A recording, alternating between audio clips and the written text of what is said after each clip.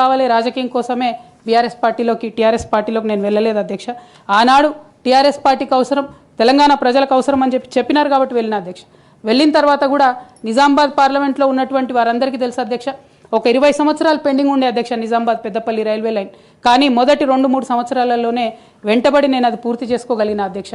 అంటే ఇట్లా ఒక్కొక్కటి ఏ రోల్ ఇస్తే ఆ రోల్లో పనిచేసుకుంటూ వెళ్ళినాం అధ్యక్ష. ఏ రోల్ ఇస్తే ఆ రోల్లో డెడికేటెడ్గా తెలంగాణ ప్రజలకు పనికొచ్చేటట్టుగా చేసినాం అధ్యక్ష. సో 2014లో తెలంగాణ జూన్ 2న వస్తే సెప్టెంబర్లో బతుకమ్మ పండుగ వచ్చింది అధ్యక్ష.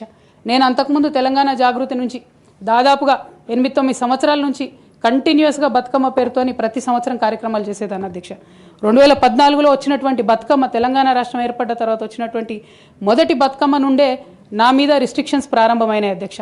పొలిటికల్ పార్టీలో ఒక వ్యక్తిని స్వేచ్ఛను ఎట్లా హరిస్తారని చెప్పడానికే ఎగ్జాంపుల్ చెప్తా ఉన్నాను అధ్యక్ష. అధ్యక్ష, ఇక్కడ పర్సనల్ ఇష్యూస్ మాట్లాడకుండా నేను రూల్ పొజిషనే కోట్ చేసి మాట్లాడతాను అధ్యక్ష. అధ్యక్ష, section 29A of representation of people's act ఉంటుంది అధ్యక్ష. It is a statutory obligation for political parties to follow democratic norms. అంటే ఒక వ్యక్తి ఒక పార్టీలో చేరాడంటే ఆ వ్యక్తి యొక్క భావజాలాన్ని కానీ, ఆ వ్యక్తి యొక్క భావ ప్రకటన స్వేచ్ఛను కానీ ఆ పొలిటికల్ పార్టీస్ హరించడానికి లేదు అధ్యక్ష. నేను గత 8 సంవత్సరాలుగా ఇండిపెండెంట్గా ఒక వ్యక్తిగా సంస్థను నడుపుతూ చేస్తున్నటువంటి ప్రయత్నాలని అడ్డుకట్ట వేయడానికి మొదటి రోజు నుంచే ప్రయత్నం జరిగింది అధ్యక్ష.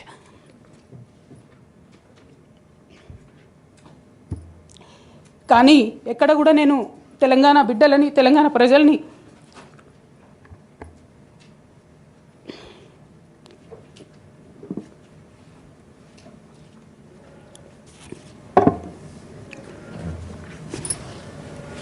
వాళ్ళను డిసప్పాయింట్ చేయదు కాబట్టి నవ్వుతూ పనిచేస్తూ వెళ్ళిపోయిన అధ్యక్ష. ఇప్పుడు నా దగ్గరికి ఎప్పుడు పెద్దవాళ్ళు, పైరవికారులు, కాంట్రాక్టర్లు ఎవరు రాలేదు అధ్యక్ష. నేను ఎప్పుడు కూడా పేద ప్రజల మధ్యలోనే ఉండి పనిచేస్తున్నాను అధ్యక్ష.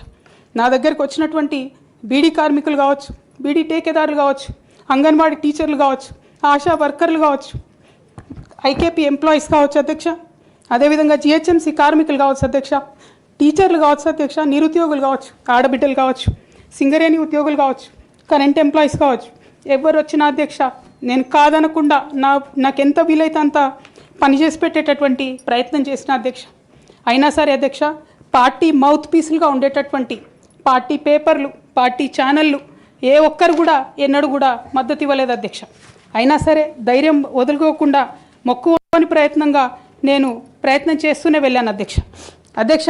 తెలంగాణ రాకముందు, బీఆర్ఎస్ ప్రభుత్వం ఏర్పడకముందు ఒక మాట అనుకున్నాం అధ్యక్ష.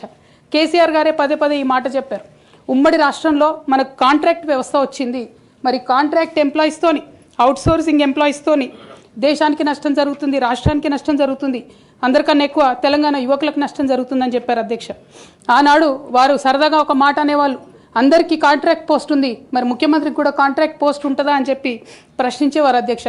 కానీ తెలంగాణ వచ్చిన తర్వాత 10 ఏళ్లలో కూడా కాంట్రాక్ట్ వ్యవస్థను మనం రద్దు చేసుకోలేకపోయినాం అధ్యక్ష.